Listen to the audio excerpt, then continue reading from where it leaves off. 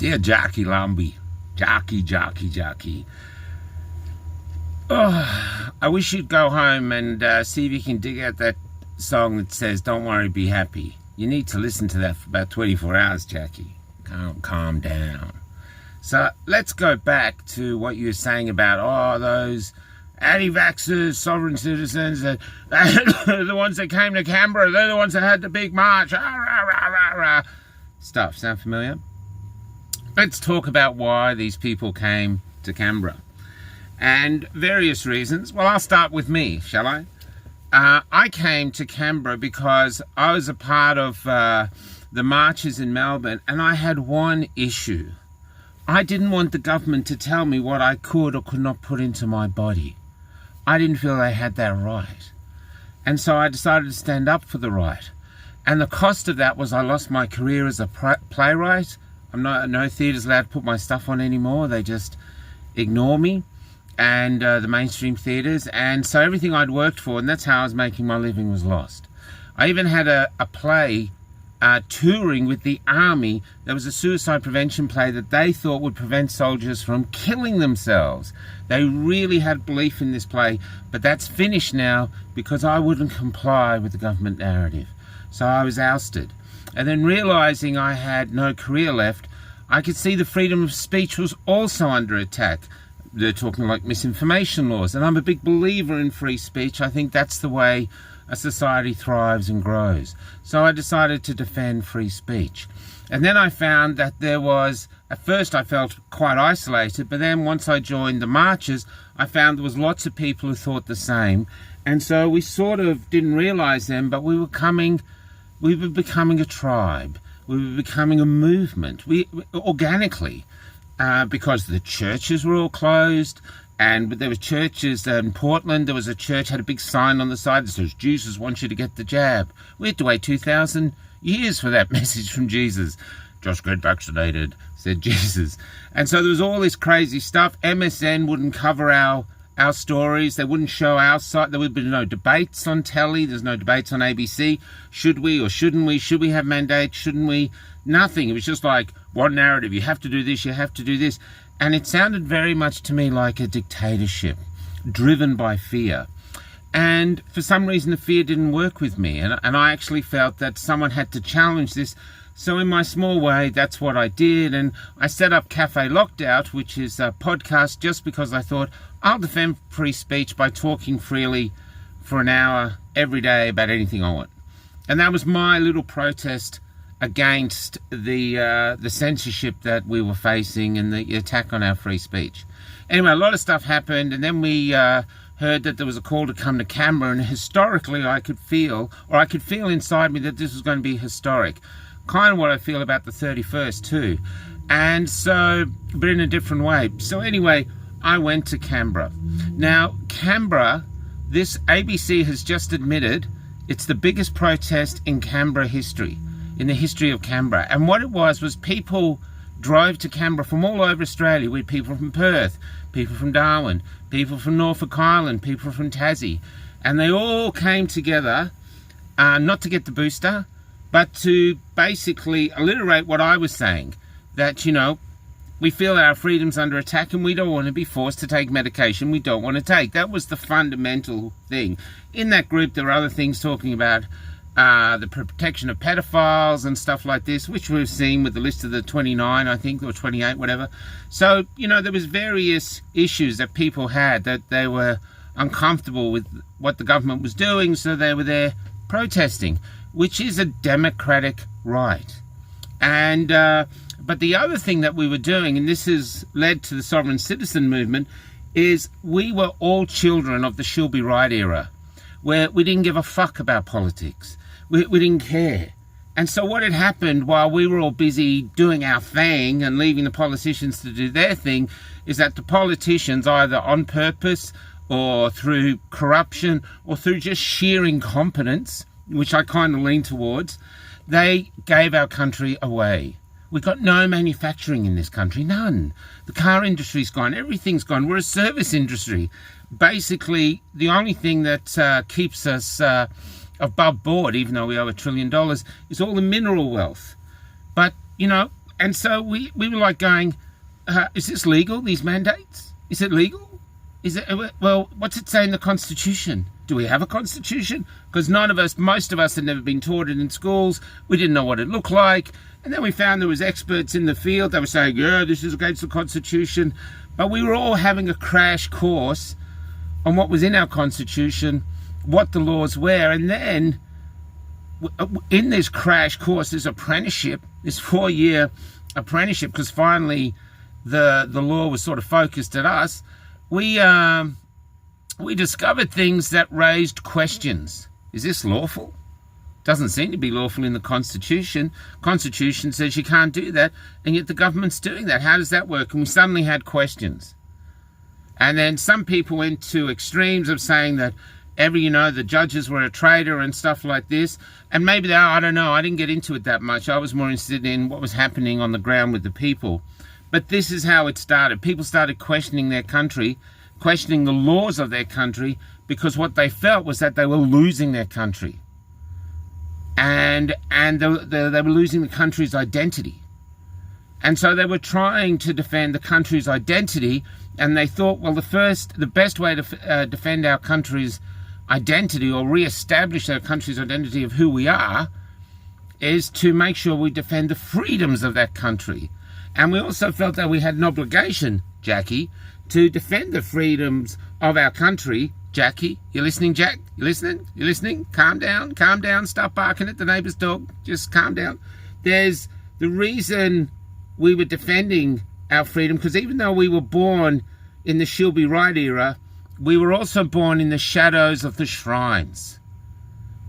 And it meant something to us. Not that they were pretty shrines and once a year we go there and we pay homage to them, but we don't actually defend what they were, continue to defend what they were defending. We don't pick up the baton of their fight and go, yeah, we're going to defend our freedoms too. Thanks, grandfathers, for the sacrifices you made. The soldiers, Jackie, remember, you were a soldier? The soldiers defending our country's freedom. Remember that, Jackie? You're talking about misinformation and trying to censor us. That actually goes against what the soldiers were fighting for. You were a soldier, weren't you, Jackie? Jackie, stop barking at the dog, Jackie. Come back, listen. It's not long. And then here we were. So we were defending the freedoms of our country, or how we perceived our freedoms were. The right to travel. The borders were closed everywhere due to fear. Turned out it wasn't necessary, but the borders were closed, so we want the borders opened. I got arrested crossing the WA border unvaccinated. $1,000 fine. You want to pay it back? That'd be great. Then we were defending freedom of choice. I don't want to take the vaccine. I think I'll let my natural immunity handle it, and I'll deal with it then. And I actually got COVID, and my natural immunity did handle it in a day. 1 day. And then I was better. Never had it since. What do you know? I rolled the dice. I got lucky for once. Then, so freedom travel, and then other freedoms that are associated with that, including freedom of speech. Because suddenly we were having are you listening? This is an outlawed word now. We were having an opinion that was different from the government's opinion. Just an opinion. And we were celebrating, or we were exploring or building on that. Basically, we were posting our opinion to try get a conversation going. And that was being censored. I've had about 8 YouTube channels all taken down. My Facebook page, which was full of just Australians speaking freely. I just stick a microphone in their face and they would tell their story, because they're great storytellers.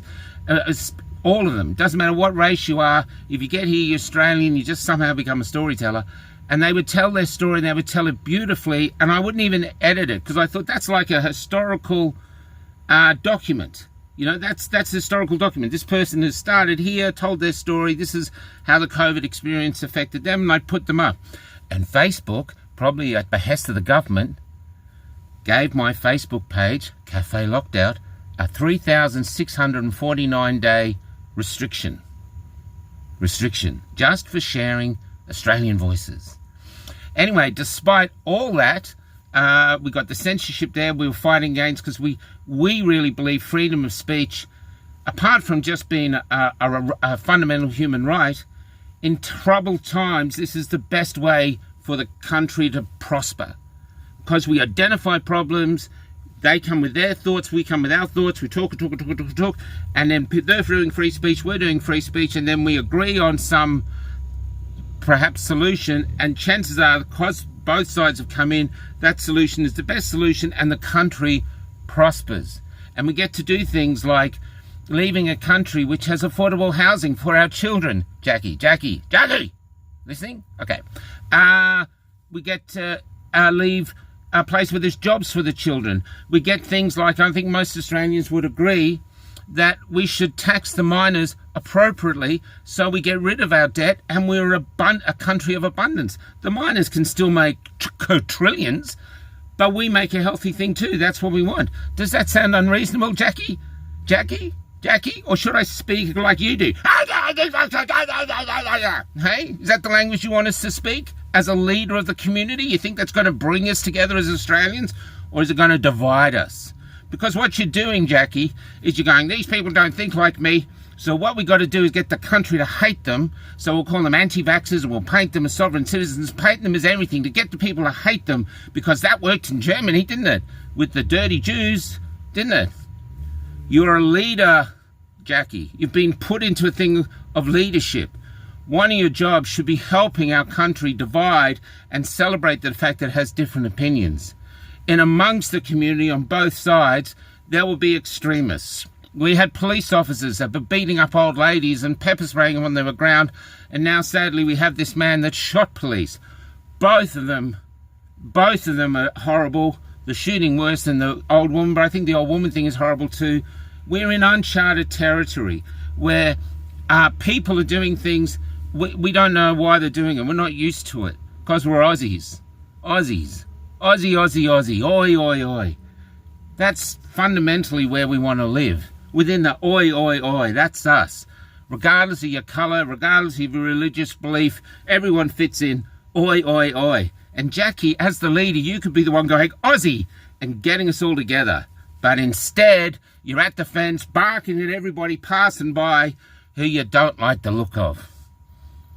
It's called creating division. It's called extraordinarily poor leadership. It truly is. And I despair that we live in a time where someone as tremendously wonderful as Jared Rennick loses his seat, but somehow you get in. And I think that's like a mirror Australia has to look into and go, is this what we really want as our leadership? You know? Is this it? You know, the pit bull didn't run, so we got Jackie instead. That's it. The anti-vaxxers are Australians who simply chose not to take Big Pharma's stuff. They actually felt like and there was a thing that came out in it. They used to use it from the Bible. To give unto Caesar what is Caesar's. And that's how they used it, saying if you didn't take it, you weren't Christian. Well, this is it, what I think freedom is. My jacket is Caesar's. My badge is Caesar's. My bus is Caesar's. But my body is a gift from the universe, or what I personally think, a gift from God. And I am its custodian. I am the high priest of Michael. And I will defend the freedom to decide what I will put in this body. Me. The government does not rule my body unless I'm in prison. I rule it. And I will decide. And I want my kids to have that same freedom. They want to take the vaccine, knock yourself out. You don't want to take the vaccine, knock yourself out. And it's okay, because if you're vaccinated, Jackie, how can we hurt you? You're vaccinated. You're completely safe from us because you're vaccinated. You understand? It's called common sense. You're vaccinated, so I can't affect you at all because I'm unvaccinated. Plus, I can't really affect you anyway because COVID turned out to be flu. Yeah, which we told you about that, Jackie. We told you it was only a flu. And you were a part of the thing that vaccinated the whole country, and then you ignore all the vaccine injured as though they don't exist. And they do. And the sad thing is, Jackie, those They're seen now as anti-vaxxers because they're injured, but they're not. They're your people, Jackie. They did what you wanted to do, told them to do. You got them to get vaccinated, and they got vaccinated. And now they're injured, and you ignore them. You ignore them. The government ignores them. We put up a forest of the fallen, basically to let the people see that actually people have been injured. And there's no sense of, told you so or anything to that. There's grief. Because see, the people in the forest of the fallen, these vaccine injured, and the people who are walking around wondering if they're vaccine injured, they're our people. They're Australians. And the only difference between them is they chose to go this way and we chose to go that way. What we didn't realise when we chose to go this way was that people like you, Jackie, would get out the jackhammer of your soul, your mouth, this vicious thing you have, and you're trying to make a bigger division between us. We've got to divide them. Let's divide them. Where we're not into division. We're into healing. And we'd like to get our country back together. And unfortunately, on the journey to get our country back together, we're going to have low points, enormous obstacles, like the shooting of these police officers. And my heart goes out to the families of those officers. My heart also goes out to the family of the shooter, but especially to the families of the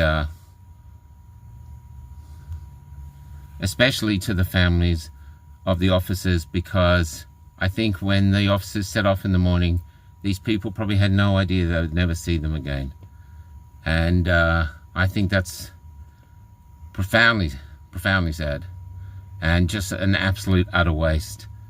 And it shows us now we have a path to go down to. We can continue to spread the division and start basically entrenching hate into our society. And we've seen from other countries around the world what happens when you entrench hate deep enough.